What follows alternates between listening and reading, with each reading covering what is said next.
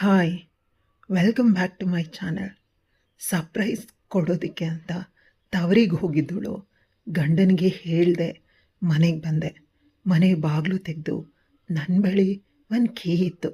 ಅದರ ಸಹಾಯದಿಂದ ಒಳಗೆ ಬಂದರೆ ಮನೆಯಲ್ಲಿ ಸಂಪೂರ್ಣವಾಗಿ ನಮ್ಮ ಮನೆಯ ಕೆಲಸದವಳು ಜೋರಾಗಿ ನಗ್ತಿದ್ದಾಳೆ. ಇನ್ನೂ ಒಳಗೆ ಬಂದು ನೋಡಿದ್ರೆ ನನ್ನ ಹಾಸಿಗೆ ಮೇಲೆ ಅವಳು ಮಲ್ಕೊಂಡಿದ್ದಾಳೆ. ನನ್ನ ಗಂಡ ಅವಳನ್ನು ಸಂಪೂರ್ಣವಾಗಿ ಬೆತ್ತಲೆ ಹಾಕಿಸಿ ನನ್ನ ಜೊತೆ ಮಾಡೋ ಕೆಲಸನ ಅವಳ ಜೊತೆ ಮಾಡ್ತಿದ್ದಾನೆ. ನಾನು ಜೋರಾಗಿ ಕಿರಿಚ್ಕೊಂಡೆ. ಆಗ ನನ್ನ ಗಂಡ ನನ್ನ ಜೊತೆ ಯಾರೂ ಮಾಡದ ಕೆಲಸನ ಮಾಡ್ದ. ಅಯ್ಯೋ, ಮುಂದೆ ಏನಾಯಿತು ತಿಳ್ಕೊಬೇಕು ಅಂದರೆ ಈ ಕಥೆನ ಪೂರ್ತಿಯಾಗಿ ಕೇಳಿಸ್ಕೊಳ್ಳಿ. ಕತೆ ತುಂಬಾ ಚೆನ್ನಾಗಿದೆ. ಹಾಗಿದ್ರೆ ತಡ ಮಾಡೋದು ಯಾಕೆ, ಬನ್ನಿ ಕತೆಗೆ ಹೋಗೋಣ. ನನ್ನ ಹೆಸರು ಕಾವೇರಿ. ಅಪ್ಪ ಅಮ್ಮನ ಮುದ್ದಿನ ಮಗಳು. ಚಿಕ್ಕಂದಿನಿಂದ ನನ್ನನ್ನು ತುಂಬ ಪ್ರೀತಿಯಿಂದ ಸಾಕಿದರು. ನಾನು 2ನೇ ತರಗತಿನಲ್ಲಿದ್ದಾಗ ಅಪ್ಪ ಬೆಂಗಳೂರಲ್ಲಿ ಕೆಲಸಕ್ಕೆ ಸೇರಿಕೊಂಡ್ರು. ಹಳ್ಳಿಯ ವ್ಯವಸಾಯನ ಬಿಟ್ಟು ಆಗ ಸಂಪೂರ್ಣ ಜವಾಬ್ದಾರಿ ಅಮ್ಮನೇ ತಗೊಂಡ್ಳು. ಅಮ್ಮ ನನ್ನನ್ನು ತುಂಬ ಪ್ರೀತಿಯಿಂದ ಚೆನ್ನಾಗಿ ನೋಡ್ಕೊಳ್ತಿದ್ಲು. ಅವಳ ಪ್ರೀತಿನಲ್ಲಿ ಮೋಸ ಇಲ್ಲ. ಮೊದಲು ನಾನು ತಿಂದರೆ ನಂತರ ಅವಳು ಊಟ ಮಾಡ್ತಿದ್ಲು. ಸ್ಕೂಲ್ಗೂ ಅಷ್ಟೆ. ನನ್ನನ್ನು ಕರ್ಕೊಂಡು ಹೋದರೆ ನಾನು ಮುಗಿಸಿ ಹೊರ ಬರುವುದರ ಒಳಗೆ ಅಮ್ಮ ನನಗಾಗಿ ಕಾಯ್ತಿದ್ಲು. ಅವಳನ್ನು ನೋಡಿ ಮುಖ ಅರಳ್ತಿತ್ತು. ಪ್ರತಿದಿನವೂ ಇದೇ ರೀತಿ. ಅಮ್ಮನ ಪ್ರೀತಿ ದೊಡ್ಡದು. ಪ್ರತಿ ಹಬ್ಬಕ್ಕೂ ನನಗೆ ಹೊಸ ಬಟ್ಟೆ ಕೊಡಿಸ್ತಿದ್ಲು. ನಾನು ಏನಾದರೂ ಆಸೆ ಪಟ್ಟರೆ ಅದನ್ನು ಅವಳಿಗೆ ಹೇಳೋದಕ್ಕಿಂತ ಮುಂಚೆನೇ ಅವಳದನ್ನು ಪರಿಪೂರ್ಣವಾಗಿ ಮಾಡಿಬಿಡ್ತಿದ್ಲು. ಮನೆಗೆ ಬಂದ ತಕ್ಷಣ ಅಪ್ಪನಿಗೆ ಫೋನ್ ಮಾಡಿಸ್ಕೊಡ್ತಿದ್ಲು. ಅಪ್ಪ ತುಂಬ ಚೆನ್ನಾಗಿ ಮಾತಾಡ್ತಿದ್ರು. ವಿಡಿಯೋ ಕಾಲಲ್ಲಿ ಅಪ್ಪ ಅಮ್ಮನ ಪ್ರೀತಿ ದೊಡ್ಡದು. ನಾನು ಕೂಡ ಅದೇ ರೀತಿ ಅವರನ್ನು ಪ್ರೀತಿ ಮಾಡ್ತಿದ್ದೆ. ಅವರು ಹೇಳಿದ ರೀತಿ ಚೆನ್ನಾಗಿ ಓದಿ ಈ ಮಧ್ಯೆ ಮನೆಯಲ್ಲಿ ಒಂದು ದೊಡ್ಡ ಗಂಡಾಂತರ ನಡೀತು. ನಾನಾಗ 5ನೇ ತರಗತಿ. ನನಗೆ ಮನೆಯ ಸೂಕ್ಷ್ಮ ವಿಚಾರಗಳು ಕೂಡ ಈಗ ಅರ್ಥ ಆಗ್ತಿತ್ತು. ಚಿಕ್ಕಪ್ಪ ಮದುವೆಯಾಗಿ 1 ವರ್ಷ ಕೂಡ ಆಗಿರಲಿಲ್ಲ. ಆಗಲೇ ಚಿಕ್ಕಮ್ಮನನ್ನು ಡೆಲಿವರಿಗೆ ಅಂತ ಅವ್ರ ತವರು ಮನೆಗೆ ಕಳಿಸಿದ್ರು.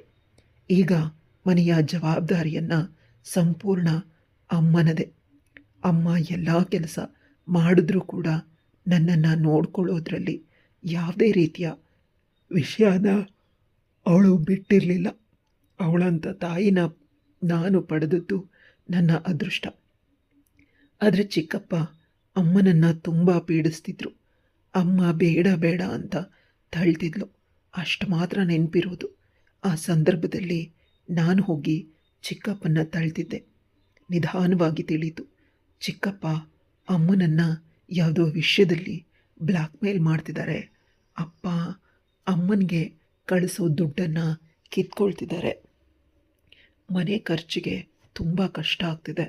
ಅದಕ್ಕಾಗಿ ಅಮ್ಮ ಕೂಲಿ ಕೆಲಸ ಮಾಡೋದಕ್ಕೆ ಪ್ರಯತ್ನ ಮಾಡ್ತಿದ್ದಾಳೆ. ಅಪ್ಪ ಬೆಂಗಳೂರಲ್ಲಿ ಮನೆ ಕೆಲಸದಲ್ಲಿದ್ದರೂ ಕೂಡ, ಒಳ್ಳೆ ಕೆಲಸದಲ್ಲಿದ್ದರೂ ಕೂಡ, ಕೈ ತುಂಬ ಸಂಪಾದನೆ ಬಂದರೂ ಕೂಡ ಅಮ್ಮಂಗೆ ದುಡ್ಡು ಸಾಕಾಗ್ತಿರ್ಲಿಲ್ಲ. ಅಮ್ಮ ಬಟ್ಟೆನ ಹೊಲಿದು ಮನೆ ಖರ್ಚನ್ನ ನಿಭಾಯಿಸ್ತಿದ್ಲು. ಅಪ್ಪ ಪ್ರತಿ ಸಲ ಬಂದಾಗಲೂ ಕೂಡ ಕಂತೆ ದುಡ್ಡು ತರ್ತಿದ್ರು. ಇನ್ನೂ ದುಡ್ಡು ಬೇಕಾದರೆ ಕೇಳು, ಕೊಡ್ತೀನಿ. ನಿನ್ನನ್ನು ನನ್ನಿಂದ ದೂರ ಇಟ್ಟು ತುಂಬ ಕಷ್ಟ ಅನುಭವಿಸ್ತಿದ್ದೀನಿ. ಸ್ವಲ್ಪ ದಿನ ನಿನ್ನನ್ನು ಮತ್ತು ಮಗಳನ್ನು ಊರಿಗೆ ಕರ್ಕೊಂಡು ಹೋಗ್ತೀನಿ ಅಂತ ಅಪ್ಪ ಯಾವಾಗಲೂ ಹೇಳ್ತಿದ್ರು. ಒಂದಿನ ಈ ಮಾತನ್ನು ಕೇಳಿಸ್ಕೊಂಡು ನನಗೆ ಅನುಮಾನ ಬಂತು. ಅಪ್ಪ ಅಮ್ಮನನ್ನು ಪ್ರೀತಿ ಮಾಡಿದ್ರು ಕೂಡ ಯಾವೊಂದು ಬಲವಂತ ವಿಷಯ ಅಮ್ಮನನ್ನು ಕಾಡ್ತಿದೆ. ಚಿಕ್ಕಪ್ಪ ಬ್ಲ್ಯಾಕ್ ಮೇಲ್ ಮಾಡೋದಕ್ಕೆ ಅಪ್ಪನ ಬಳಿನೂ ಕೂಡ ಈ ವಿಷಯನ ಹೇಳೋದಕ್ಕೆ ಸಾಧ್ಯ ಆಗಲಿಲ್ಲ. ಇದು ತುಂಬ ದೊಡ್ಡ ವಿಷಯ ಇರಬೇಕು. ಅಮ್ಮ ದಿನದಿಂದ ದಿನಕ್ಕೆ ಪೇಷಂಟ್ ಆಗ್ತಿದ್ದಾಳೆ. ಅಪ್ಪ ಈ ಬಾರಿ ಅಂತೂ ಕಣ್ಣಲ್ಲಿ ನೀರನ್ನು ಇಟ್ಕೊಂಡು ಹೇಳಿದ್ರು, ನನ್ನ ಹೆಂಡತಿ ಸಣ್ಣ ಆಗೋಗಿದ್ದಾಳೆ, ಅವಳನ್ನು ಚೆನ್ನಾಗಿ ನೋಡ್ಕೊ ಅಂತ ಅಜ್ಜಿ ಬಳಿ ಹೇಳಿದಾಗ ಅಜ್ಜಿ ಮುಖ ತಿರುಗಿಸ್ಕೊಂಡ್ಳು. ಅಪ್ಪ ಬೇಸರವಾಗಿ ನಿಂತಿದ್ರು. ಆಗ ನಾನು ಅಪ್ಪನ ಬಳಿ ಹೋಗಿ ಅಪ್ಪನನ್ನು ಗಟ್ಟಿಯಾಗಿ ತಪ್ಪಿಕೊಂಡು ಅಪ್ಪನ ಕಾಲನ್ನು ಇಟ್ಕೊಂಡು, ಯೋಚನೆ ಮಾಡಬೇಡ ಅಪ್ಪ, ಅಮ್ಮನನ್ನು ನಾನು ಚೆನ್ನಾಗಿ ನೋಡ್ಕೊಳ್ತೀನಿ, ನೀನು ಧೈರ್ಯವಾಗಿರು ಅಂತ ಹೇಳಿದೆ. ಅಪ್ಪ ಬೇಸರದ ಮುಖದಲ್ಲೂ ಕೂಡ ನಗುನ ತರಿಸ್ಕೊಂಡು ನನಗಾಗಿ ಅಪ್ಪನಿಗಾಗಿ ಎಲ್ಲ ತಿಂಡಿಗಳನ್ನು ಅಮ್ಮ ಪ್ಯಾಕ್ ಮಾಡಿಕೊಂಡು ಕೊಡ್ತಿದ್ಲು. ಅದನ್ನು ಅಪ್ಪ ತಗೊಂಡು ಹೋಗ್ತಿದ್ರು. ಅಮ್ಮ ಅಪ್ಪನನ್ನು ಬಿಟ್ಟು ಇರಬಹುದೇನೋ, ಆದರೆ ಅಪ್ಪನ ಕೈಯಲ್ಲಿ ಆಗೋದಿಲ್ಲ ಅಮ್ಮನನ್ನು ಬಿಟ್ಟಿರೋದಕ್ಕೆ. ಇಂದು ನಾನು ಸ್ಕೂಲಿಂದ ಬೇಗ ಬಂದೆ. ಚಿಕ್ಕಪ್ಪ ಮತ್ತು ಅಮ್ಮ ಮನೆಯಲ್ಲಿನೇ ಇದ್ದರು. ಕಿಟಕಿಯಿಂದ ನೋಡಿದಾಗ ಚಿಕ್ಕಪ್ಪ ಏನೋ ಹೇಳ್ತಿದ್ರು. ಅಮ್ಮ ಅಳ್ತಾ ತಮ್ಮ ಕೈಯಲ್ಲಿದ್ದ ಎಲ್ಲ ದುಡ್ಡನ್ನು ಕೊಟ್ಟರು. ಅದು ನೆನ್ನೆ ಅಪ್ಪ ಕೊಟ್ಟು ಹೋಗಿದ್ದ ದುಡ್ಡು. ಏನು ಮಾಡ್ತಾಳೆ ಅಜ್ಜಿ, ಕಾಟ ಕೊಡ್ತಾರೆ ಅಂತ ಅನ್ನಿಸ್ತು. ನಾನು ಒಳಗೆ ಹೋಗಿ ಚಿಕ್ಕಪ್ಪನ್ನ ಬೈಯೋಣ ಅನ್ನೋದ್ರ ಒಳಗೆ ಚಿಕ್ಕಪ್ಪ ಹಿಂದಿನ ಬಾಗಿಲಿಂದ ಹೊರಟೋಗಿದ್ದ. ಆ ವಿಷಯದ ಬಗ್ಗೆ ನನಗೆ ಅರಿವೂ ಇಲ್ಲ. ಅಮ್ಮನನ್ನು ಕೇಳಿದೆ, ಚಿಕ್ಕಪ್ಪ ನಿನ್ನನ್ನು ಬ್ಲ್ಯಾಕ್ ಮೇಲ್ ಮಾಡ್ತಾನಾ? ದುಡ್ಡು ಹೇಗೆ ಕೊಡ್ತಿದ್ಯಾ? ಅವನಿಗೆ ಅಪ್ಪಂಗೆ ಫೋನ್ ಮಾಡಿ ಹೇಳ್ತೀನಿ ಅಂತ ಜೋರಾಗಿ ಕಿರಿಸ್ದೆ. ನನ್ನನ್ನು ನೋಡಿ ಅಮ್ಮ ಭಯ ಮಾಡಿಕೊಂಡ್ಳು ಮೊದಲು. ನಂತರ ಕೋಪದಿಂದ ಕೆನ್ನೆ ಮೇಲೆ ಬೀಸ್ ಹೊಡೆದ್ಲು. ನಿನ್ನಪ್ಪಂಗೆ ಈ ವಿಷಯ ಹೇಳಿದ್ರೆ ಗ್ರಾಚಾರ ಬೆಳೆಸ್ಬಿಡ್ತೀನಿ, ನಿನ್ನಮ್ಮ ಅನ್ನೋದನ್ನು ಕೂಡ ನೋಡೋದಿಲ್ಲ ಅಂತ. ಆಗ ಭಯ ಆಯಿತು ನನಗೆ. ವಿಧಿ ಇಲ್ಲದೆ ನಾನು ಸುಮ್ಮನಾದೆ. ಆಗೊಂದು ಐಡಿಯಾ ಉಳಿತು. ಈ ಕೆಲಸ ಮಾಡಿದ್ರೆ ಅಮ್ಮನ್ನ ಯಾರೂ ಬ್ಲ್ಯಾಕ್ ಮೇಲ್ ಮಾಡೋದಿಲ್ಲ ಅಂತ ಅನ್ನಿಸ್ತು. ಅದೇನು ಅಂದರೆ ಅಪ್ಪನ ಜೊತೆ ಗಲಾಟೆ ಮಾಡೋದು ಅಂತ ಮೊದಲನ್ನಿಸ್ತು. ನಂತರ ಗಲಾಟೆ ಮಾಡಿದ್ರೆ ಅಮ್ಮ ಚೆನ್ನಾಗಿ ಬಾರಿಸ್ತಾಳೆ, ನಂಗೆ ಹುಷಾರು ತಪ್ಪಿದ್ರೆ ಅಂತ ಅನ್ನಿಸ್ತು. ನಾನು ಸಂಪೂರ್ಣವಾಗಿ ಹುಷಾರು ತಪ್ಪಿಬಿಟ್ರೆ ಅಪ್ಪನ ಮೇಲಿನ ಆಸೆ ಇಟ್ಕೊಂಡು ಆಗ ಅಪ್ಪ ನನ್ನನ್ನು ಬೆಂಗಳೂರಿಗೆ ಕರ್ಕೊಂಡು ಹೋಗ್ತಾರೆ. ನನ್ನ ಜೊತೆ ಅಮ್ಮನ್ನೂ ಕೂಡ ಕರ್ಕೊಂಡು ಹೋಗ್ತಾರೆ. ನನಗೆ ಸಕ್ಸಸ್ ಆಗುತ್ತೆ ಅಂತ ಖುಷಿಪಟ್ಟೆ. ನಾನು ಹೇಗೆ ಅಂದ್ಕೊಂಡ್ನೋ ಅದೇ ರೀತಿ ಮಾಡಿದೆ. ನಾನು ತುಂಬ ಹುಷಾರಿಲ್ಲದವಳ ಥರ ನಾಟಕ ಮಾಡಿದೆ. ಅಪ್ಪ ನನ್ನ ದೊಡ್ಡ ಡಾಕ್ಟರ್ ಬಳಿ ಕರ್ಕೊಂಡು ಹೋದರು. ಎಲ್ಲ ರಿಪೋರ್ಟ್ ನಾರ್ಮಲ್ ಆಗಿದೆ. ಆದರೂ ಕೂಡ ಮಗು ತುಂಬ ಸಮಸ್ಯೆಗಳಿವೆ, ಮಾನಸಿಕವಾಗಿ ಕಷ್ಟಪಡ್ತಿದ್ದಾಳೆ. ಮಕ್ಕಳ ಮೆದುಳಿನ ಮೇಲೆ ಇದು ಪರಿಣಾಮ ಬೀರುತ್ತೆ. ಅಪ್ಪ ಅಮ್ಮ ಸಪ್ರೇಟ್ ಇರೋದು ತುಂಬ ಕಷ್ಟವಾಗುತ್ತೆ ಅಂತ ಅಪ್ಪನನ್ನು ಎದುರಿಸ್ಬಿಟ್ರು. ಅಪ್ಪ ವಿಧಿ ಇಲ್ಲದೆ ಅಜ್ಜಿ ಬಳಿ ಕೇಳಿದರು, ನನ್ನ ಹೆಂಡತಿಗೆ ಮಗು ಆಗೋದಿಲ್ಲ, ದಯವಿಟ್ಟು ನೀವೆಲ್ಲರೂ ಬೆಂಗಳೂರಿಗೆ ಬಂದುಬಿಡಿ ಅಂತ ಹೇಳಿದರು. ಅಜ್ಜಿ ಒಪ್ಪಲಿಲ್ಲ. ಚಿಕ್ಕಪ್ಪ ಒಪ್ಕೊಂಡ್ರು ನಮ್ಮ ಜೊತೆ ಬರೋದಕ್ಕೆ. ಚಿಕ್ಕಪ್ಪ ಬರೋದು ನನಗೆ ಸ್ವಲ್ಪನೂ ಇಷ್ಟ ಇರಲಿಲ್ಲ. ಯಾಕಂದರೆ ಅವ್ರು ಬಂದರೆ ಪುನಃ ಅಪ್ಪಂಗೆ ನೋವು ಮಾಡ್ತಾರೆ. ಅಪ್ಪ ಚಂದದ ಮನೆಯನ್ನು ಭೋಗ್ಯಕ್ಕೆ ಮಾಡಿಕೊಂಡ್ರು ಬೆಂಗಳೂರಲ್ಲಿ. ನಾನು ಅಮ್ಮ ಅಪ್ಪ ನೆಮ್ಮದಿಯಾಗಿ ಬದುಕೋದಕ್ಕೆ ಆರಂಭಿಸಿದ್ವಿ. ಚಿಕ್ಕಪ್ಪ ಬರಲಿಲ್ಲ, ಬರ್ತೀನಿ ಅಂತ ಹೇಳಿದ್ರು. ನಂತರ ಅವರಿಗೆ ಮೈಸೂರಲ್ಲಿ ಒಂದು ಒಳ್ಳೆ ಕಂಪ್ನಿನಲ್ಲಿ ಕೆಲಸ ಸಿಕ್ತು ಅಂತ ಅಲ್ಲೇ ಉಳ್ಕೊಂಡ್ರು. ಅಜ್ಜಿ ಮತ್ತು ಚಿಕ್ಕಪ್ಪ ಇಬ್ಬರು ಕೂಡ ಮೈಸೂರಲ್ಲಿದ್ದಾರೆ. ನಾವು ವೆಕೇಷನ್ಗಳಿಗೆ ಹೋಗ್ತೀವಿ ಅಷ್ಟೇ. ಇತ್ತೀಚೆಗೆ ನನ್ನ ಎಜುಕೇಷನ್ ದಿನದಿಂದ ದಿನಕ್ಕೆ ಕಷ್ಟವಾಗ್ತಾಯಿದೆ. ನಾನು ತುಂಬ ಓದಬೇಕು, ಇದರ ಮೇಲೆ ಫೋಕಸ್ ಮಾಡಬೇಕು. ಇಲ್ಲಿ ಚಿಕ್ಕಪ್ಪ ಇಲ್ವಲ್ಲ ಅಂತ ನಾನು ಈ ವಿಷಯನ ಮರೆತೆ. ದಿನಗಳು ಕಳೆದಂತೆ ನಾನು ಪ್ರತಿ ಪರೀಕ್ಷೆಯಲ್ಲಿ ಒಳ್ಳೆ ಅಂಕನ ತೆಗೆದೆ. ಎಲ್ರಿಗೂ ಅಂದರೆ ಎಲ್ಲ ಮಕ್ಕಳಿಗೂ ಓದಿಸ್ತಿದ್ದೆ. ಒಮ್ಮೊಮ್ಮೆ ನನ್ನ ಕೈಯಲ್ಲಿ ಇದ್ದ ದುಡ್ಡನ್ನು ಕೂಡ ಮಕ್ಕಳಿಗೆ ಬುಕ್ಕು ಪೆನ್ಸಿಲ್ ತಗೊಳ್ಳೋದಕ್ಕೆ ಕೊಟ್ಬಿಡ್ತಿದ್ದೆ. ಅವ್ರು ಖುಷಿಪಟ್ಟರೆ ನಂಗೆ ಅದೇ ಸಂತೋಷ. ನಮ್ಮ ಬದುಕು ನೆಮ್ಮದಿಯಿಂದ ಸಾಗ್ತಿದೆ. ಈಗ ನಾನು ಡಿಗ್ರಿ ಮುಗಿಸಿ ಒಂದು ಒಳ್ಳೆ ಕಂಪ್ನಿನಲ್ಲಿ ಕೆಲಸಕ್ಕೆ ಸೇರಿಕೊಂಡಿದ್ದೀನಿ. ಅಪ್ಪ ಅಮ್ಮ ಗಂಡಿಗಾಗಿ ತುಂಬ ಸೀರಿಯಸ್ ಆಗಿ ಹುಡುಕಾಟ ಮಾಡ್ತಿದ್ದಾರೆ. ಅಮ್ಮಂಗೆ ಮಂಡಿ ನೋವು, ಆರೋಗ್ಯ ಸರಿ ಇರಬೇಕಾದ್ರೆ ನಿನಗೆ ಮದುವೆ ಮಾಡಿ 2 ಮಕ್ಕಳ ಬಾಣಂತನ ಮಾಡಿಬಿಡ್ಬೇಕು, ಮಕ್ಕಳನ್ನು ನಾನು ಸಾಕಬೇಕು ಅಂತ ಅಮ್ಮ ಯಾವಾಗಲೂ ಹೇಳ್ತಿದ್ಲು. ಈ ಮಾತು ನಂಗೆ ಅರ್ಥನೇ ಆಗ್ತಿರ್ಲಿಲ್ಲ. ಈಗ ಕೆಲಸ ಮಾಡೋ ಹೆಂಗಸರು ಸಿಗ್ತಾರೆ, ನನಗೆ ಕೈ ತುಂಬ ಸಂಬಳನೂ ಬರುತ್ತೆ. 3-4 ಕೆಲಸದವರನ್ನು ಇಡಬಹುದು, ಅಷ್ಟು ಸಂಬಳ ಬರುತ್ತೆ. ಅಮ್ಮ ನೋಡಿದ್ರೆ ಇನ್ನೂ ಮಿಡ್ಲ್ ಕ್ಲಾಸ್ ಆ ಥರ ಆಡ್ತಿದ್ದಾಳೆ. ಈ ಸಲ ಚಿಕ್ಕಪ್ಪ ಬಂದರು. ಅಮ್ಮ ಮೊದಲಿಗಿಂತ ಧೈರ್ಯವಾಗಿದ್ಲು. ಈ ಸಲ ಚಿಕ್ಕಪ್ಪ ಬಂದಾಗ ಅಪ್ಪ ಅವ್ರಿಗೆ ನನ್ನ ಮದುವೆ ಬಗ್ಗೆ ಹೇಳಿದ್ರು. ಚಿಕ್ಕಪ್ಪ ತನಗೆ ಗೊತ್ತಿರೋ ಒಂದು ಹುಡುಗ ಇದ್ದಾನೆ, ಹುಡುಗ ತುಂಬ ಶ್ರೀಮಂತ, ಒಬ್ಬನೇ ಮಗ, ಅವನು ಕೂಡ ಒಳ್ಳೆ ಕೆಲಸದಲ್ಲಿದ್ದಾನೆ, ನಮ್ಮ ಮಗಳಿಗೆ ಸೂಟ್ ಆಗುತ್ತೆ ಅಂತ ಹುಡುಗನ ಫೋಟೋನ ತೋರಿಸಿದಾಗ ನಾನು ಬೆಚ್ಚಿ ಬಿದ್ದಿದ್ದೆ. ಹುಡುಗ ನನಗಿಂತ ಯಾವ ಪಿಕ್ಚರ್ ಹೀರೋಗಿಂತನೂ ಕಡಿಮೆ ಇಲ್ಲ. ಮದುವೆ ಬೇಡ ಅಂತ ಹೇಳೋದಕ್ಕೆ ಈಗ ನಾನು ಸಾಧ್ಯನೇ ಇಲ್ಲ. ಚಿಕ್ಕಪ್ಪ ತೋರಿಸಿದ ಸಂಬಂಧ ಅಂತ ಅಮ್ಮಂಗೆ ಇಷ್ಟನೇ ಇರಲಿಲ್ಲ. ಆದರೂ ಕೂಡ ಅಪ್ಪನ ಬಲವಂತಕ್ಕೆ ನನ್ನ ಮದುವೆ ಚಿಕ್ಕಪ್ಪ ತೋರಿಸಿದ ಹುಡುಗನ ಜೊತೆ ಆಗೇ ಹೋಯಿತು. ಹುಡುಗ ತುಂಬ ಸುಂದರವಾಗಿದ್ದಾನೆ, ಅವರದ್ದು ದೊಡ್ಡ ಕುಟುಂಬ, ಎಲ್ಲರೂ ಅಕ್ಕಪಕ್ಕದ ಮನೆಯಲ್ಲಿ ಇರೋದು, ಒಂದೇ ಕಾಂಪೌಂಡ್. ನಾನು ನನ್ನ ಗಂಡ ಚೆನ್ನಾಗಿ ಸಂಸಾರ ಮಾಡಿಕೊಂಡು ಹೋಗಬೇಕು ಅಷ್ಟೇ, ಅವರಿಗೆ ಕೆಲಸದ ಅವಶ್ಯಕತೆ ಇಲ್ಲ, ನಾನು ಕೆಲಸ ಯಾವುದೇ ಕಾರಣಕ್ಕೂ ಬಿಡೋದಿಲ್ಲ ಅಂತ ಹೇಳಿದೆ. ಕೆಲಸ ಬಿಟ್ಟರೆ ನನ್ನನ್ನೇ ನಾನು ಬಿಟ್ಟಂತೆ ಅಂತ ಒಪ್ಕೊಂಡ್ರೆ ಮದುವೆ, ಇಲ್ಲವಾದರೆ ಏನೂ ಇಲ್ಲ ಅಂತ ಹೇಳಿದಾಗ ಹುಡುಗ ತುಂಬ ಆಶ್ಚರ್ಯವಾಗಿ ನನ್ನನ್ನೇ ನೋಡ್ತಿದ್ದ. ನಂತರ ಮಂಡಿಯೂರಿ ಕೆಳಗೆ ಕೂತು ಪ್ರಪೋಸು ಮಾಡಿದ್ರು. ನಾನು ಬೇಡ ಅನ್ನೋದಕ್ಕೆ ಯಾವುದೇ ಅವಕಾಶವೂ ಇರಲಿಲ್ಲ. ನನ್ನ ತುಂಬ ಜನ ಸೀನಿಯರ್ಸ್ಗೆ ನನ್ನ ಗಂಡ ಗೊತ್ತು, ನನ್ನ ಗಂಡ ತುಂಬ ಶ್ರೀಮಂತ, ಈ ರೀತಿ 10 ಕಂಪನಿಗಳನ್ನು ನಿಂತ ಜಾಗದಲ್ಲೇ ಕೊಂಡ್ಕೊಳ್ತಾನೆ ಅಂತ ಅವ್ರು ಹೇಳಿದ್ರ ಮೇಲೆ ಇನ್ನೂ ಧೈರ್ಯ ಬಂತು. ಮದುವೆಗೆ ತಕ್ಷಣ ಒಪ್ಪಿದೆ. ನಮ್ಮ ಶಕ್ತಿ ಮೀರಿ ಅಪ್ಪ ಮಾಡಿಕೊಟ್ರು. ಯಾಕಂದರೆ ಹುಡುಗನ ಮನೆಯವರು ತುಂಬ ಶ್ರೀಮಂತರು, ಎಷ್ಟು ಗ್ರ್ಯಾಂಡಾಗಿ ಮದುವೆ ಮಾಡಿದ್ರು ಅವ್ರಿಗೆ ಸಾಲೋದಿಲ್ಲ ಅನ್ನೋದು ಅಪ್ಪನ ನಂಬಿಕೆ. ನಾನು ತುಂಬ ಖುಷಿಯಿಂದ ಮದುವೆ ಆದೆ. ಆದರೆ ಹುಡುಗ ನನ್ನಷ್ಟು ಖುಷಿಯಾಗಿಲ್ಲ, ತುಂಬ ನರ್ವಸ್ ಆಗಿದ್ದ, ನನ್ನಷ್ಟು ಕಾನ್ಫಿಡೆಂಟ್ ಆಗಿ ಕೂಡ ಇರಲಿಲ್ಲ. ತುಂಬ ಜನ ಮದುವೆಗೆ ಬಂದಿದ್ದರು, ಶ್ರೀಮಂತರಲ್ವಾ ಸ್ವಲ್ಪ ಇರಿಟೇಟ್ ಆಗಿರ್ತಾರೆ ಅಂತ ಅಂದ್ಕೊಂಡು ನಾನು ಸುಮ್ಮನಾದೆ. ಆದರೆ ನನಗೆ ದುಃಖ ಆಗಿದ್ದು, ಮದುವೆಯಾಗಿ ಗಂಡನ ಮನೆಗೆ ಹೋಗಬೇಕಾದಾಗ ನಾನು ಕಣ್ಣೀರು ಹಾಕ್ತಾಯಿದ್ದೀನಿ. ನನ್ನ ಗಂಡ ಯಾವುದೇ ಕಾರಣಕ್ಕೂ ನನ್ನನ್ನು ಸಮಾಧಾನ ಮಾಡಲಿಲ್ಲ.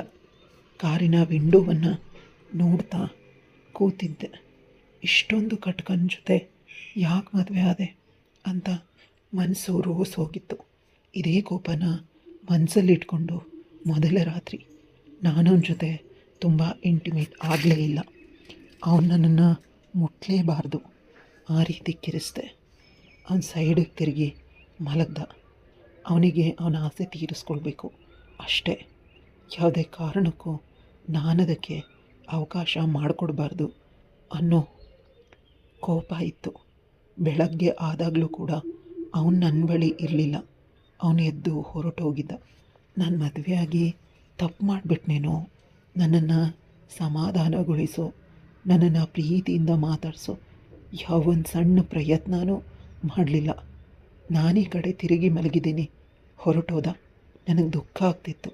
ಮೊದಲ ರಾತ್ರಿ ಎಷ್ಟೊಂದು ಕನಸು ಕಂಡಿದ್ದೆ. ನಾನು ಮುನಿಸ್ಕೊಂಡ್ರು ಅವನು ಸಮಾಧಾನ ಮಾಡ್ತಾನೆ ಅಂತ. ಮೊದಲ ಬಾರಿ ಈ ಶ್ರೀಮಂತರ ಅಂತಸ್ತು, ಅವ್ರ ದುಡ್ಡು, ಇದ್ರ ಮೇಲಿನ ವ್ಯಾಮೋಹ ಹೋಗಿತ್ತು. ಚಿಕ್ಕಂದಿನಿಂದ ನಾನು ಶ್ರೀಮಂತ ಆಗಬೇಕು, ಅಪ್ಪ ಅಮ್ಮನನ್ನು ಚೆನ್ನಾಗಿ ಸಾಕಬೇಕು ಅನ್ನೋ ಆಸೆ ಇತ್ತು. ಆದರೆ ಶ್ರೀಮಂತರ ಮನೆಯ ಸೊಸೆಯಾಗಿ ಬದುಕಬೇಕು ಅಂತ ನಾನು ತೆಗೆದುಕೊಂಡ ನಿರ್ಧಾರ ತುಂಬ ತಪ್ಪು. ಯಾವುದೇ ಕಾರಣಕ್ಕೂ ಈ ರೀತಿ ಮನೆಗಳಿಗೆ ಸೊಸೆ ಆಗಲೇಬಾರ್ದು ಅಂತ ಯೋಚಿಸ್ತಿದ್ದೆ. ಬೇಗ ಬೇಗ ರೆಡಿಯಾಗಿ ನನ್ನ ಹೊಸ ಬಟ್ಟೆನ ಹಾಕ್ಕೊಂಡು ಹೊರಬಂದ ತಕ್ಷಣ ಅಚ್ಚರಿ ಕಾದಿತ್ತು.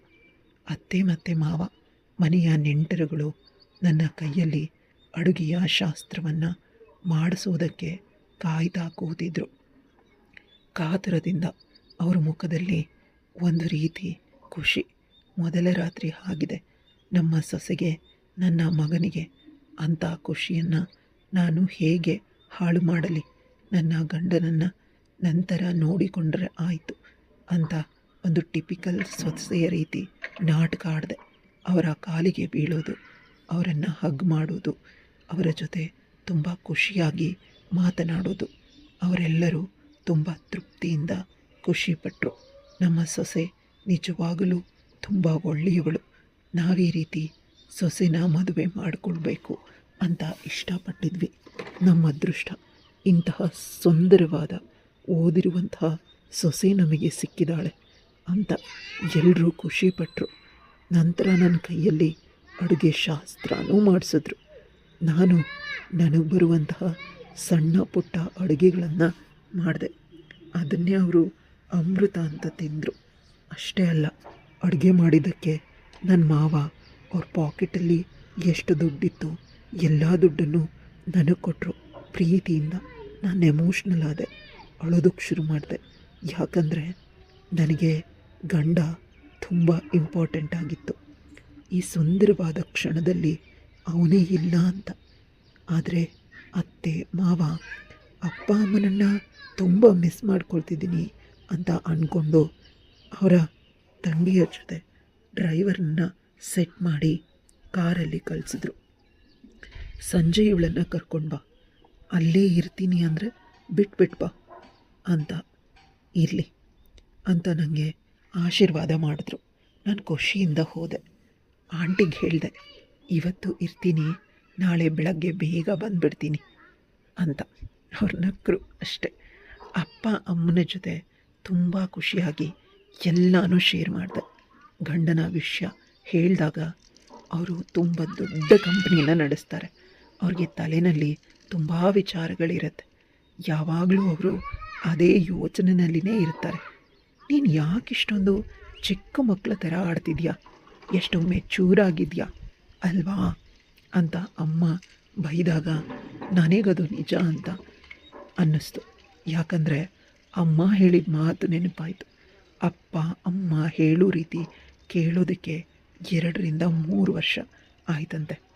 ಯಾವಾಗಲೂ ಅಜ್ಜಿ ಹಿಂದೆ ಮುಂದೆ ತಿರುಗ್ತಾ ಇದ್ದರು ಅನ್ನೋ ಮಾತು ಈಗಿನ ಕಾಲದಲ್ಲಿ 2-3 ವಾರದಲ್ಲಿ ನಾನವರನ್ನು ಸರಿ ಮಾಡ್ಕೊಳ್ತೀನಿ ಅನ್ನೋ ಕಾನ್ಫಿಡೆಂಟ್ನಿಂದ ಅಪ್ಪನ ಮನೆಗೆ ಹೋಗ್ತೀನಿ ಅಂತ ಹೇಳಿದೆ. ಆಗ ಅವರೆಲ್ಲ, ಹೇಗಿದ್ದರೂ ನಿಮ್ಮ ಅತ್ತೆ ಹತ್ರ ಹೇಳಿದೆಯಾ, ಇವತ್ತು ಇಲ್ಲಿದ್ದುಬಿಡು, ನಾಳೆ ಹೋಗುವಂತೆ ಅಂತ ನನ್ನನ್ನು ಎಮೋಷ್ನಲ್ ಆಗಿ ತಕ್ಕೊಂಡ್ರು. ನನ್ನ ಮಗಳು ತುಂಬ ಬುದ್ಧಿವಂತೆ, ನಾವು ಹೇಳಿದ ಬುದ್ಧಿ ಮಾತನ್ನು ತುಂಬ ಅಚ್ಚುಕಟ್ಟಾಗಿ ಕೇಳಿಸ್ಕೊಳ್ತಾಳೆ ಅಂತ ಖುಷಿಪಟ್ಟರು. ನಾನು ತುಂಬ ಖುಷಿಪಟ್ಟೆ. ಸಿಕ್ಕಿರೋ ಅದೃಷ್ಟನ ಚೆನ್ನಾಗಿ ಬಳಸ್ಕೊಳ್ಬೇಕು ಅಂತ. ಅದೇ ರೀತಿ ಆಯಿತು. ನಾನು ನೆಮ್ಮದಿಯಾಗಿ ನಿದ್ರೆ ಮಾಡಿ ಮರುದಿನ ಬೆಳಗ್ಗೆ ಬೇಗ ಎದ್ದು ರೆಡಿಯಾಗಿ ಗಂಡನ ಮನೆಗೆ ಹೋದೆ. ಗಂಡನನ್ನು ಏನೇ ಆಗಲಿ ಪಳಗಿಸ್ಕೊಳ್ಳೇಬೇಕು. ಇಷ್ಟು ಓದಿದ್ದೀನಿ, ಇಷ್ಟೊಂದು ಬುದ್ಧಿವಂತೆ ಒಬ್ಬ ಗಂಡನನ್ನು ನನ್ನ ದಾರಿಗೆ ತಂದ್ಕೊಳ್ಳೋದಕ್ಕೆ ಸಾಧ್ಯ ಇಲ್ವಾ ಅನ್ನೋ ಯೋಚನೆ ನನಗಿತ್ತು. ನನ್ನಿಂದ ಎಲ್ಲನೂ ಸಾಧ್ಯ. ನನ್ನ ಖುಷಿ ಹೇಳ್ದಿರೋದು ಬೆಟ್ಟದಷ್ಟಿದೆ. ಮನೆಗೆ ಹೋದಾಗ ಮನೆ ತುಂಬ ನಿಶ್ಶಬ್ದವಾಗಿತ್ತು. ಸೆಕ್ಯೂರಿಟಿ ಹೇಳಿದರು, ಎಲ್ಲರೂ ಹೊರಗೆ ಹೋಗಿದ್ದಾರೆ, ನಿಮ್ಮ ಮನೆಯವರು ಮಾತ್ರ ಮನೆ ಒಳಗಡೆ ಇರೋದು ಅಂತ. ಏನು ಸರ್ಪ್ರೈಸ್ ಅಂತ ಫೋನಲ್ಲಿ ಹೇಳ್ತಿದ್ರು ಅಮ್ಮ ಅವರೇ, ನಿಮಗೆ ಸರ್ಪ್ರೈಸ್ ಕೊಡ್ತಾರೆ ಅಂತ ಹೇಳಿದಾಗ ನಾನು ಅಂದ್ಕೊಂಡೆ, ನನ್ನ ಗಂಡನಿಗೆ ನಾನು ಸರ್ಪ್ರೈಸ್ ಕೊಡೋಣ ಅಂತ ಅಂದ್ಕೊಂಡ್ರೆ ಅವರೇ ನನಗೆ ಸರ್ಪ್ರೈಸ್ ಕೊಡ್ತಿದ್ದಾರಲ್ಲ ಅಂತ ಖುಷಿಯಿಂದ ಒಳಗೆ ಹೋದಾಗ ನನ್ನ ರೂಮನ್ನು ನೋಡಿ ನಾನು ಬೆಚ್ಚಿ ಕೆಳಗೆ ಕುಸಿದೆ. ನನ್ನ ಗಂಡ ನನ್ನ ಮನೆ ಕೆಲಸದವಳನ್ನು ಬೆತ್ತಲಾಗಿಸಿ ಅವಳನ್ನು ಹಾಸಿಗೆ ಮೇಲೆ ಮಲಗಿಸಿ ನನ್ನ ಜೊತೆ ಮಾಡೋ ಎಲ್ಲ ಕೆಲಸನೂ ಅವಳ ಜೊತೆ ಮಾಡ್ತಿದ್ದ. ನಂಗದನ್ನು ನೋಡಿ ಅಸಹ್ಯ ಆಯಿತು. ನನ್ನ ಜೊತೆ ರಾತ್ರಿ ಏನೂ ಮಾಡಲಿಲ್ಲ, ಇವತ್ತು ಕೆಲಸದವಳನ್ನು ಅನುಭವಿಸ್ತಿದ್ದಾನೆ, ಎಂಥ ಕ್ರೂರಿ ಇವನು ಅಂತ ಅವನ ಮುಖದ ಮೇಲೆ ಉಗಿದೆ. ಆಗವನು ಏನೂ ಆಗೇ ಇಲ್ಲ ಅನ್ನೋ ರೀತಿ ಇನ್ನೂ ಗಟ್ಟಿಯಾಗಿ ಕೆಲಸದವಳನ್ನು ಅಪ್ಕೊಂಡ. ನನ್ನ ಕಣ್ಣೆದ್ರಿಗೆ ನಾನಿರೋ ಭಯನೇ ಇಲ್ಲ. ನಂತರ ನಾನು ಕಣ್ಣೀರು ಹಾಕ್ತಿದ್ದೀನಿ. ಆಗವನು ಹೇಳ್ತಾನೆ, ನನಗೆ ಇವಳೇ ಇಷ್ಟ, ಇವಳು ಕೆಲಸಕ್ಕೆ ಬಂದಾಗ ಏನು ಕೆಲಸನೂ ಮಾಡೋದಿಲ್ಲ, ಕೇವಲ ನನ್ನ ದೈಹಿಕ ಆಸೆಗಳನ್ನು ಪೂರೈಸ್ತಾಳೆ, ಇವಳಿಗೂ ನಾನು ಯಾವುದೇ ಪ್ರೀತಿನೂ ಕೊಡೋದಿಲ್ಲ, ನಿನ್ನ ದೇಹದ ಮೇಲೆ ನನಗೆ ಇನ್ಯಾವುದೇ ಮೋಹನೂ ಇಲ್ಲ ಅಂತ ಹೇಳ್ತಿದ್ದಾನೆ. ಇದನ್ನು ನಿಮ್ಮ ಮನೇಲೆಲ್ಲ ಗೊತ್ತಾ ಅಂತ ಕೇಳಿದಾಗ ಅವ್ರಿಗೆಲ್ಲ ಗೊತ್ತಿರೋದಕ್ಕೆ ಆದಷ್ಟು ಬೇಗ ನಾನು ಇವಳನ್ನು ಬಿಟ್ಬಿಡಲಿ ಅಂತ ನಿನ್ನ ಜೊತೆ ಗಂಟು ಹಾಕಿರೋದು. ಆದರೆ ನೀನು ಯಾವಾಗಲೂ ಟಿಕ್ ಟಾಕ್ ಆಗಿ ಇರ್ತೀಯ, ನಿನ್ನ ಜೊತೆ ಈ ರೀತಿ ಕೆಲಸಗಳನ್ನು ಮಾಡೋದಕ್ಕೆ ಸಾಧ್ಯನೇ ಇಲ್ಲ. ಇವಳು ಎಲ್ಲೇ ಗಿಂಡಿಸ್ಕೊತಾಳೆ, ಎಲ್ಲೇ ಹೊಡೆದ್ರು ಓಡಿಸ್ಕೊಳ್ತಾಳೆ, ದುಡ್ಡಿಗಾಗಿ ನನಗಾಗಿ. ನೀನಾದರೆ ರಂಪ ಮಾಡ್ತೀಯ ಅಂತ ಹೇಳಿದೆ. ನಂಗೆ ಅರ್ಥ ಆಗೋಯ್ತು ಅವನ ಮನಸ್ಥಿತಿ. ಅವ್ನು ನೋಡೋದಕ್ಕಷ್ಟೇ ಸುಂದರವಾಗಿದ್ದಾನೆ, ಆದರೆ ಗಲೀಜು ಮನುಷ್ಯ. ಅವನು ಮಾತಾಡಿದ್ದು ಇಷ್ಟನ್ನು ನಾನು ವಿಡಿಯೋ ರೆಕಾರ್ಡ್ ಮಾಡ್ಕೊಂಡಿದ್ದೆ. ಅವನಿಗೆ ತಿಳಿಯೋದಂತೆ ಇದನ್ನು ಕೋರ್ಟಲ್ಲಿ ಕೊಟ್ಟರೆ ಬೇಗ ನನಗೆ ಡೈವೋರ್ಸ್ ಆಗುತ್ತೆ. ಮನೆಯಲ್ಲಿ ನಡೆದ ವಿಷಯನ ತಿಳಿಸಿ ವಿಡಿಯೋನ ತೋರಿಸಿದಾಗ ಅವರೆಲ್ಲ ಅಳೋದಕ್ಕೆ ಶುರು ಮಾಡಿ ಚಿಕ್ಕಪ್ಪನಿಗೆ ಫೋನ್ ಮಾಡಿ ಬೈದರು. ಆಗ ಚಿಕ್ಕಪ್ಪ ನಗ್ತಾ, ನಿನ್ನ ಮಗಳ ಜೀವನ ಹಾಳಾಗಲಿ ಅಂತಾನೇ ನಾನು ಮಾಡಿದ್ದು ಅಂತ ಅಪ್ಪ ಅಮ್ಮನಿಗೆ ನಮ್ಮ ಪಾಲಿನ ಆಸ್ತಿನ ಕಿತ್ಕೊಂಡು ನನ್ನ ಅಮ್ಮನ್ನ ಬೀದಿಲಿ ಬೀಳುವಂತೆ ನಿನ್ನಮ್ಮ ಮಾಡಿದ್ಲು. ಅದಕ್ಕಾಗಿಯೇ ಆಗ ಅಪ್ಪನನ್ನು ಕೇಳಿದಾಗ ಸೂಕ್ಷ್ಮತೆ ಅರ್ಥ ಆಯಿತು. ಚಿಕ್ಕಪ್ಪ ಅಂದರೆ ನನ್ನ ತಾತನ 2ನೇ ಹೆಂಡತಿ ಮಗ, ಅಂದರೆ ಅಪ್ಪನ ಚಿಕ್ಕಮ್ಮನ ಮಗ. ಅಪ್ಪ ಚೆನ್ನಾಗಿ ಕೆಲ್ಸಕ್ಕೆ ಹೋಗಿ ಚೆನ್ನಾಗಿ ಬದುಕ್ತಿದ್ದಾನೆ, ಊರಿನ ಜನ ಹೊಗಳುತ್ತಿದ್ದಾರೆ ಅಂತ ಅಪ್ಪನ ಮೇಲಿನ ಹೊಟ್ಟೆ ಹುರಿಗೆ ಅಮ್ಮನನ್ನು ಎದುರಿಸಿ ಬೆದರಿಸಿ ಅಣ್ಣಂಗೆ ತೊಂದರೆ ಮಾಡಿಬಿಡ್ತೀನಿ ಅಂತ ಬ್ಲಾಕ್ ಮೇಲ್ ಮಾಡಿ ದುಡ್ಡನ್ನು ಈಸ್ಕೊತಿದ್ದ ಅನ್ನೋ ವಿಷಯನೂ ತಿಳಿತು. ಅಮ್ಮಂಗೆ ಹೇಳಿದೆ, ಅಮ್ಮ ಕೇವಲ ತಾಳಿ ಕಟ್ಟಿದಾನ ಅಷ್ಟೇ, ಅವನು ನನ್ನ ಎಡಗೈಯಲ್ಲೂ ಮುಟ್ಟಿಲ್ಲ ಅಂದಾಗ ಅಪ್ಪ ಅಮ್ಮ ನೆಮ್ಮದಿಯ ಉಸಿರು ಬಿಟ್ಟರು. ಎಷ್ಟೇ ಮಾಡ್ರನ್ ಆದರೂ ಕೂಡ ಹಳೆ ಸಂಸ್ಕಾರಗಳು ನೆನಪಿರುತ್ತೆ ಅಲ್ವಾ? ನಂತರ ಅವರು ಧೈರ್ಯದಿಂದ ಈ ವಿಷಯನ ಬೀಗರ ಬಳಿ ಹೇಳಿದ್ರು. ಅವ್ರ ಬೇಸರದಿಂದ ದೇಶಾಂತರ ಹೊಂಟೋದ್ರು. ಎಲ್ಲ ಸಾಕ್ಷಿಗಳನ್ನು ಕೊಟ್ಟಿದ್ದಕ್ಕೆ ಬಹಳ ಬೇಗನೆ ಡೈವೋರ್ಸು ಆಯಿತು. ನನ್ನ ಹಳೆಯ ಗಂಡಂಗೆ ಮುಖ ಇರಲಿಲ್ಲ. ಈಗ ನಾನು ಫ್ರೀ ಬರ್ಡ್, ಸ್ವಲ್ಪ ಕೂಡ ನನ್ನ ವರ್ತನೆಯಲ್ಲಿ ವ್ಯತ್ಯಾಸ ಇಲ್ಲ. ಆದರೆ ಮೊದಲಷ್ಟು ಬಹಳ ಬೇಗ ಮನುಷ್ಯರನ್ನು ನಂಬೋ ಪರಿಸ್ಥಿತಿನಲ್ಲಿ ನಾನಿರಲಿಲ್ಲ. ಅಪ್ಪ ಅಮ್ಮಂಗೆ ಯಾವಾಗಲೂ ನನ್ನದೇ ಚಿಂತೆ, ಯಾವಾಗ ಮದುವೆ ಆಗ್ತೀಯಾ ಅಂತ. ಆದರೆ ನಾನು ಹೀಗಾಗಲೇ ಹೇಳ್ಬಿಟ್ಟಿದ್ದೀನಿ, ಇನ್ನು 2 ವರ್ಷ ಯಾವುದೇ ಕಾರಣಕ್ಕೂ ನಾನು ಮದುವೆ ಆಗೋದಿಲ್ಲ. ನಾನು ಒಬ್ಬಂಟಿಯಾಗಿ ಫ್ರೀಯಾಗಿ ಇರ್ತೀನಿ. ಜೀವನದಲ್ಲಿ ಇನ್ನೂ ನಾನು ಅಚೀವ್ ಮಾಡಬೇಕು. ಸ್ವಲ್ಪ ಹಳೆ ಗಾಯ ಆಗಬೇಕು, ಸಮಯ ಕೂಡಿ ಅಂತ ಕೇಳಿದೆ. ಅವರು ಒಮ್ಮೊಮ್ಮೆ ಭಯ ಆಗುತ್ತೆ, ಒಂದು ಮಗುವಾದ ಮೇಲೆ ನನ್ನ ಗಂಡ ಈ ವಿಷಯ ಗೊತ್ತಾಗ್ಬಿಟ್ಟಿದ್ದಿದ್ರೆ ಅಯ್ಯಯ್ಯೋ, ಭಿಕ್ಷಕನಿಗೆ ಚಿನ್ನದ ಪಾತ್ರೆ ಕೊಟ್ಟರು ಅವನು ಭಿಕ್ಷೆನೇ ಬೇಡ್ತಾನೆ ಅನ್ನೋ ಮಾತು ನೆನಪಾಗಿ ನಗು ಬಂತು. ನನ್ನ ಸುಂದರವಾದ ಬದುಕನ್ನು ಇನ್ನೂ ಸುಂದರ ಮಾಡ್ಕೊಳ್ತೀನಿ, ಆಗ ನನ್ನ ಕನಸಿನ ನಿಜವಾದ ರಾಜಕುಮಾರ ಸಿಕ್ಕೇ ಸಿಗ್ತಾನೆ ಅನ್ನೋ ಬಲವಾದ ನಂಬಿಕೆ ಇದ್ದದ್ರಿಂದ ಬದುಕು ಸುಂದರವಾಗಿ ಸಾಗ್ತದೆ. ಕತೆ ಇಲ್ಲಿಗೆ ಮುಗಿಯುತ್ತೆ. ಕತೆ ಹೇಗಿತ್ತು? ಇಷ್ಟ ಆಯಿತಾ? ಇಷ್ಟ ಆಗಿದೆ ಲೈಕ್, ಶೇರ್, ಕಮೆಂಟ್ ಮಾಡೋದನ್ನು ಮರಿಬೇಡಿ. ಇಂತಹ ಇನ್ನಷ್ಟು ಇಂಟ್ರೆಸ್ಟಿಂಗ್ ಕಥೆಗಳಿಗಾಗಿ ನನ್ನ ಚಾನಲ್ನ ಸಬ್ಸ್ಕ್ರೈಬ್ ಮಾಡ್ಕೊಳ್ಳಿ. ಮತ್ತೊಮ್ಮೆ ಮೀಟ್ ಮಾಡೋಣ ಇನ್ನೊಂದು ಇಂಟ್ರೆಸ್ಟಿಂಗ್ ಸ್ಟೋರಿ ಜೊತೆಗೆ.